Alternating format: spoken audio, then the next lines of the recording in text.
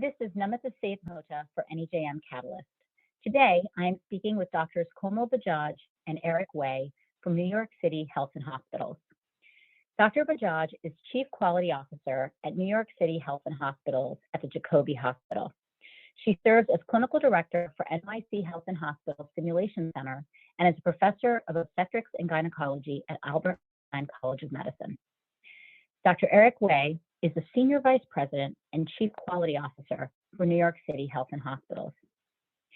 NYC H&H is the largest municipal health system in the United States, with 11 acute care hospitals, 5 skilled nursing facilities, 60 plus community health centers, a home care agency, correctional health services, and an insurance plan. It provides care to one of the most ethnically diverse communities in the world. I have asked both Dr. Bajaj and Dr. Wei to join us today for a discussion about quality transformation efforts at NYC Health Hospitals. Komal and Eric, thank you so much for joining us today. Thank you for having us. Thanks, Namita. Glad to be here. Eric, offices of quality and safety have different roles and purviews in different organizations. Can you kick us off today by sharing an overview of what the Health Hospitals Quality and Safety Office looks like? Thanks for the question, Amita. So my role here at New York City Health Hospitals was a new one as of 2018, and therefore the Office of Quality and Safety was also launched in 2018. And it started with what you would expect in a quality and safety office: quality assurance, performance improvement, patient safety, risk management, accreditation, and regulatory. Over the past 3+ years, it has grown. I think Dr. Katz, our president and CEO, who I came to Health Hospitals with, he has a couple kind of guiding principles. One is being aligned with the mission of serving the most vulnerable. Number 2, doing whatever needs to be done. And number 3, making as big of a difference as possible for the patients that we serve. And so this office has grown to include anything from our arts and medicine program to emergency management, hospital police and security, data and analytics, and many more departments. And so I think it is definitely unique compared to other systems here. Komal, you and I have chatted about the value of integrating quality into the culture of a health system. Share with us some examples about how you all are intentionally doing this at Health Hospitals. Absolutely. In order for quality transformation to be successful, we had to create and foster a culture that builds agency in our teams so that improvement activities can thrive. One way to intentionally build agency was to ensure that our values of integrity, compassion, accountability, respect, and excellence, also known as I care, are not just outwardly socialized and open to feedback, but that as programs are implemented, the links to how those programs help manifest our values are clear. The second key way to integrate quality into the culture of our health system was to address staff wellness needs.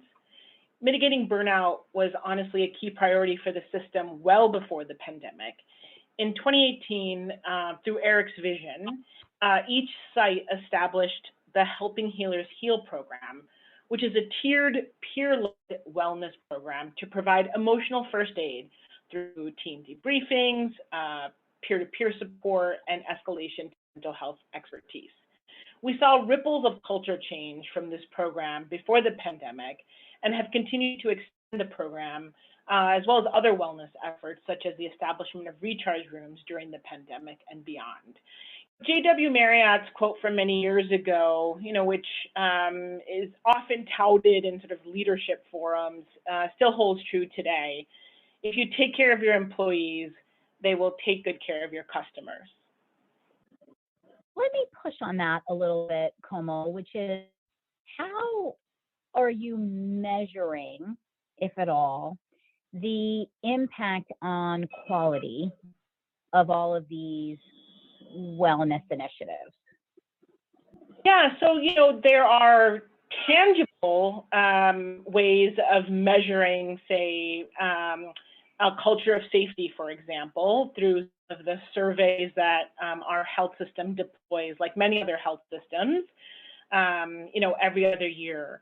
But I think that the more nuanced measurement, which will take sort of much longer to truly ascertain impact, is really the engagement with, from our staff with not only sort of doing their day job, but also their willingness to share opportunities for enhancement that they see and engage in helping solve those problems. And I sort of look at it as a layer cake or a crepe cake where each sort of layer builds upon each other, so that over time we're building this sort of very beautiful, not only thing to look at, this dessert, but something that is really substantial over time. And I would just build upon that to talk a little bit about the quality and safety transformation plan that we came up with in the middle of 2018 that we've been working on for the past 3 years. And we wanted to boil down all the feedback we got from countless site visits, talking to leadership, talking to frontline providers, talking to our nurses and other staff, into what was working, what wasn't working, and how we wanted to move forward. And so we boiled it down to 4 distinct points that initially started as steps, but we realized we needed to work on all 4 kind of in parallel. And number 1 was to fix the culture, to create a culture of safety. And the biggest thing here was putting the focus back on our most precious resource, as Cuomo mentioned, taking care of our employees. But it was more than that. It was restoring psychological safety. And so I wanted the staff to be able to raise their hand and feel safe telling us when something went wrong, when something almost went wrong, or when they have an idea to do something better to provide higher quality or safer care for our patients. And so a concrete way that we can measure that is the number of near misses or good catches that are being reported by our staff, how much staff are and at what levels staff are engaging with our electronic incident reporting system, which we call VOICE here. And so really restoring that psychological safety so that they can engage is really the foundation to transformation and to quality improvement. So a lot of work there. The second point was we had engaged a consultant for 10 years from 2007 to 2017 to do performance improvement for the system. They were industrial engineers, they were not healthcare workers, and it's not here anymore. So it was not successful. And we strongly believe that transformation happens from the ground up. All the quality improvement philosophies, whether it be Lean or Six Sigma or the IHI model for improvement, they share that common principle. It's those who are doing the work who are best positioned to improve the work. And so we wanted to build quality improvement capacity across all 42,000 staff at health and hospitals. But not everybody needs to be a chief quality officer, but everybody needs to know something. And so we built it around 4 tiers. So Quality 101 for everyone. We've launched multiple performance improvement champion training, such as the Healthcare Admin Scholars Program, Clinical Leadership Fellowship, and the Quality Academy. And these are champions that will go back to their units and departments and lead their colleagues in performance improvement projects. Tiers 3 and 4 are for managers, supervisors, and then executive leaders. And so what do our managers and supervisors need to know about blocking and tackling and supporting and leading with, let's go look at it together, not leading with no? What do our CEOs and cabinets need to know about interpreting the output of performance improvement and engaging in the shared decision-making around PI targets, as well as blocking and tackling in their executive roles? Point 3 was not fixing the culture and providing internal capacity to do change, quality improvement, and then having people swimming in different directions, inadvertently working against each other. We want to align what everyone was working on with a shared vision for New York City Health and Hospitals. And so we align them around our strategic pillars. So we have 5 strategic pillars: quality and outcomes, care experience, access to care, financial sustainability, and the culture of safety. And so using a balanced scorecard methodology for individuals, for units, departments, for facilities, we know everyone's working equally in each of those 5 swim lanes, all swimming in the same direction towards the common vision. And then the last point was to become data informed on our journey to high reliability. And so like many organizations, we had a lot of data, but we didn't know what the data sources were. There wasn't true governance around it. You would see the same data element on 3 different dashboards for the same time period with 3 different numbers. And so that's when we embarked on our DNA, or data analytics strategy and vision, so that we will have a source of truth and be more data informed in the decisions that we make. So everything that each of those departments within the Office of Quality here centrally, as well as at facilities, are aligning around this 4-point transformation plan. That is an incredibly helpful frame that helps inform my next question, which is that there is this system level strategy. And Komal and Eric, you are the two of the quality leaders closely working together at the system level as well as at the local level. And it is not easy to get to an optimal balance of local versus system level leadership implementation, and especially not across 11 hospitals and 60 plus community health centers. How do you effectively navigate what I will call a healthy tension between system and local to make sure that you're still advancing the work and moving towards the mission and vision of the organization? So as a healthcare leader, at the facility level, I think one of the core features that has led to successful quality transformation is really thinking about when there's a system level priority, no matter what it is, just like when there's a Sentinel article that comes out that will help change practice, we really must think locally on who are our champions, what are our barriers, and what are our opportunities. And in doing so, we're able to move up the PDSA ramp and really take what is a system vision to something that is locally adopted. And in doing so, one of the key ways that we've had success is by celebrating small wins. That may come in the way of sharing a story of one patient, one clinical encounter, or one birth, from our local community until we have enough data to draw more longitudinal conclusions. And I'll just add to that, that it started at the very top, right? How the board treats senior management here at New York City Health Hospitals, how senior management treats facility leaders, that affects the culture across the system. And unfortunately, in the past, there was a lot of top-down leadership mandates. There was a lot of blame finding, finger pointing. And so the Quality Assurance Committee of the board was actually the most feared quarterly committee where facilities would have 10, 15 prep meetings and come to the board, and still the CEO has a panic attack before coming into the room. And so that was one of our initial priorities, was nobody does a better job when you tell them they're doing a bad job or making them feel bad. And we didn't want that culture to roll downhill, so to speak. And so having Dr. Katz sitting in the QAPI meeting and saying something like, that was an incredibly sad case. I don't think there was anything else our doctors and nurses or staff could have done to affect the outcome of that case. Really having a tone of learning together in that room, talking about positive cases, right? It is the rare case that ends up in our risk management list on our QAPI book. But there are so many good catches, so many great saves that are happening every day. So really changing the culture at that QAC, which we now call the Quality Assurance Performance Improvement Subcommittee of the board, really sets the tone for the rest of the interaction.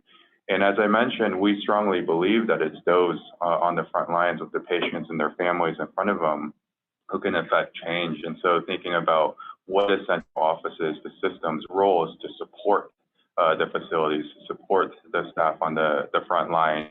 And so a lot of increased shared decision-making about what are the most important quality targets and metrics, and some shared decision-making. I was fortunate to spend 4 months as the interim CEO at Elmhurst Hospital, and we rolled out the balanced scorecard, a methodology where each unit and department, clinical and non-clinical, was going to select 5 performance improvement targets. But I wanted those who were working in those departments to tell me what was most important to them in setting SMART goals for the year. And to my surprise, they selected a lot of the things that we would have selected, right? But they're going to be so much more empowered and feel so much more ownership over those PI projects, not because I told them that they have to work on it, but they wanted to work on it and show leadership that they can move those targets. Eric, there is a growing view that inequities in care delivery and certain drivers of those inequities can and should be addressed from a quality frame.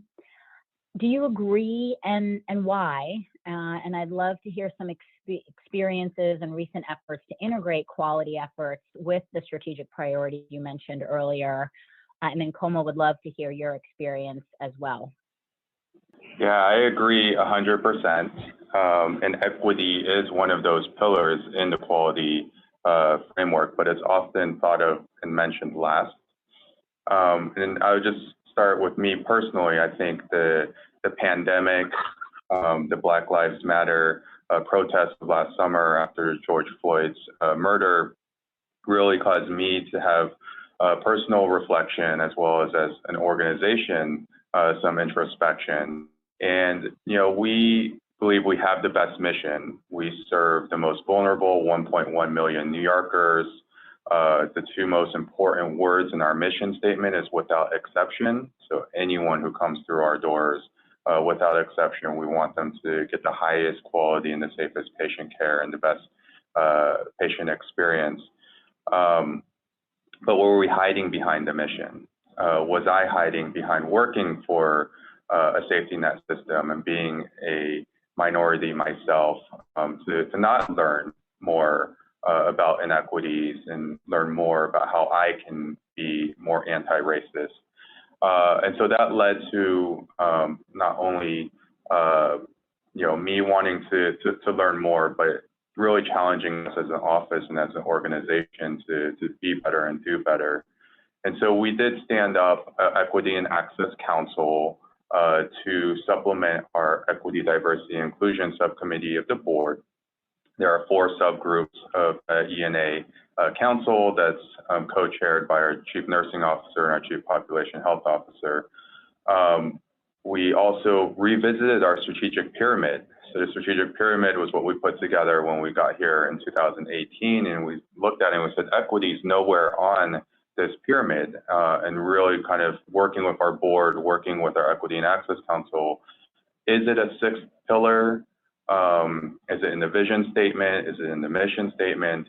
And what we ended up settling on is that it is cross-cutting across all of our strategic pillars, is the foundation. So now racial and social equity is the foundation of our strategic pyramid, and equity is explicitly called out in our vision statement. Now, within the Office of Quality and Safety, we did a lot of helping healers heal debriefs for our staff to be able to reflect, speak their truth, how they were processing and feeling. We held a book club on the book How to Be Anti-Racist, and that really challenged everyone to think about, personally, what could they be doing more to fight against inequities. But we wanted to do something to incorporate equity into all the facets of quality and safety, but we also wanted to do something right away. The Equity and Access Council was working on a strategic plan for how the system was going to tackle this, but we were really trying to follow the IHI model for improvement. What can we do different tomorrow? and test it and then keep PDSAing it. And so what we did is we added a standing prompt to all of our risk management case discussions at the COAPI of the board. And the prompt is discuss any biases or structural inequity that contributed to this case. And the first round caught a lot of our facilities by surprise, a lot of shocked faces, blank stares, that visceral reaction of no, we're not racist. But it set an expectation in front of board members that they needed to be able to speak to it. And so the next quarter, we knew for sure that risk management cases, the RCAs that risk management was leading at the facilities, this was a standing prompt there. As risk management was investigating adverse events, it was part of their investigation. And even when staff are reporting events, good catches, they're thinking about it as well. And what's been really cool is that that standing prompt has overflowed into other areas. For example, patient grievances and patient complaints. Those committees are now thinking about bias and structural inequities and how they may have contributed to the case. Similar to that, we've tried to incorporate it into everything that we're doing with our electronic incident reporting, our patient safety work, our performance improvement work, and I'll let Komal share a little bit of how she's thought about incorporating equity into our balanced scorecards. Yeah, absolutely. Thanks, Eric. So, as we think about Jacoby's Equity, Diversity, and Inclusion Committee, which from a governance standpoint reports into our hospital-wide Quality Assurance Performance Improvement Committee, it really sort of centers around two important elements. One is, again, going with the point of building a culture of safety.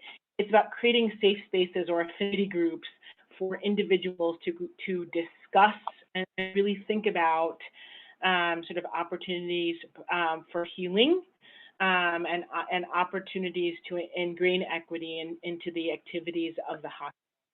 The second core component is really thinking about our real SOGI data, our race, ethnicity, and language preference data, as well as our sexual orientation and gender identity data.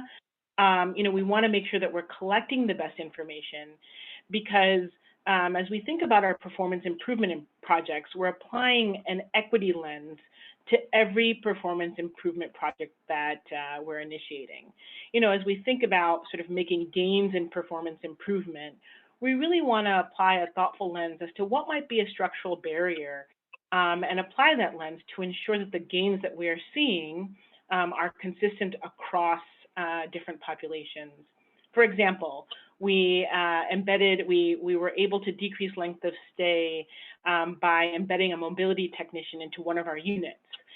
We looked at outcomes based on language preference to ensure that non-English language preference was not a barrier to inclusion in the program, and I'm happy to say that it wasn't. And so I encourage, sort of quality leaders as they're thinking about their performance improvement programs to ensure that they apply an equity lens to the work that they're doing to make sure that the gains are consistent.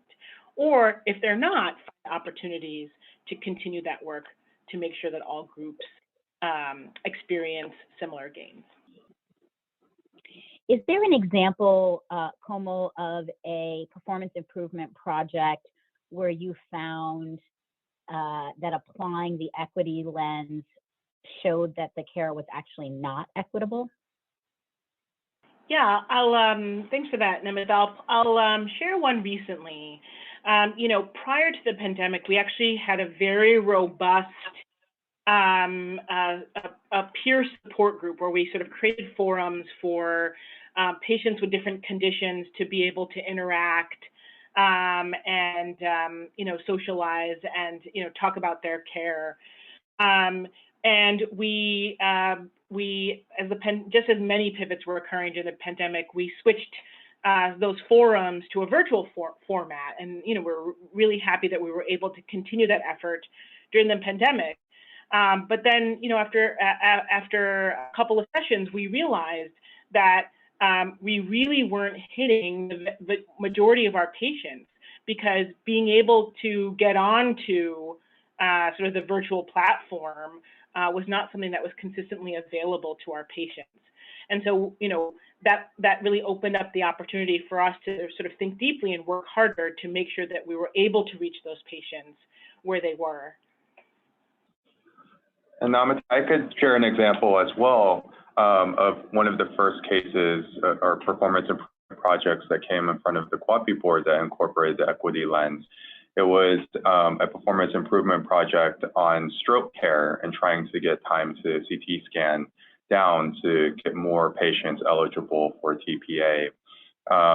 And when they applied the equity lens, they found that over 60% of the stroke patients in this facility were African American, but only 40% of those patients who received TPA were African American. And so, in general, I think I personally am a little embarrassed that we never applied equity lenses before, right? You see meeting the AIM statement or your SMART goal and as a reason to celebrate and high fives for the entire PI team. But would we still be high fiving if it turns out that it was disproportionately improved in certain racial groups versus others? And I think the answer would be no. And so just by applying this lens, now we need to look at, what are the contributing factors? And as we identify those root causes, what are the PDSAs or the corrective actions that we're going to do to address these disparities? Is it the delay in recognition of stroke symptoms? Is it distrust of the healthcare system? So waiting too long to come in, you're outside the window for TPA. But really trying to figure out why these disparities exist and how we can close those gaps. I respect the commitment to actioning on the observations and the answers that are coming out of the questions that you're asking about the data. Let's end with one last question, and that is related to learnings during the pandemic. What is one thing that each of you or your teams learned or did with regards to the quality agenda and strategy during the pandemic that you are going to carry forward in this new chapter? Yeah, I reflect back on January 2020 when we had so thoughtfully crafted the quality and safety agenda for Jacobi. And then, as we began to prepare for the pandemic and as the surge started, we had to sort of quickly, rightfully so, shelve that agenda to focus on sort of the task at hand. And I think one of the core lessons going forward is that, we shouldn't go back to how healthcare was, and we have a real opportunity not just to sort of change how healthcare is delivered, but how it feels to deliver that care. And so as a quality leader, and coming out of this pandemic, and thinking about how do we prioritize initiatives, I think, looking back and seeing which initiatives had the most sort of clinical or operational benefit is one thing, but also really looking at which initiatives sort of promoted empathy, promoted psychological safety. I think it's the combination of those two things, prioritizing those initiatives that not just had clinical benefit, but also prioritize psychological safety that will really populate our quality and safety agenda going forward. And for me, I think, on top of the emotional and psychological support for our healthcare heroes, it was really the inequities in healthcare the cracks in the foundation of the U.S. healthcare system that became valleys in the pandemic, as well as the Black Lives Matter movement last year. It was really hard to work in the emergency departments and see the waves and waves of COVID-positive patients coming in who were essential workers, underrepresented minorities, those who were living with 9 or 10 other people in the same room under the same roof, and then seeing the disproportionate effect of the lockdowns that had to happen in New York City and losing housing, food insecurity, and all those social determinants of health that disproportionately affected our patients as well. And so I don't think we can ever look at healthcare delivery, quality and safety, transformation and work without having equity really at the forefront of everything that we do. And so proud that we're taking the initial steps, but there's so much more that we need to do to address these inequities in the U.S. healthcare system. Komal and Eric, thank you so much for sharing your insights with us today. And thank you for all the great work that you're doing at Health and Hospitals in New York. All right, our pleasure. Thank you for having us.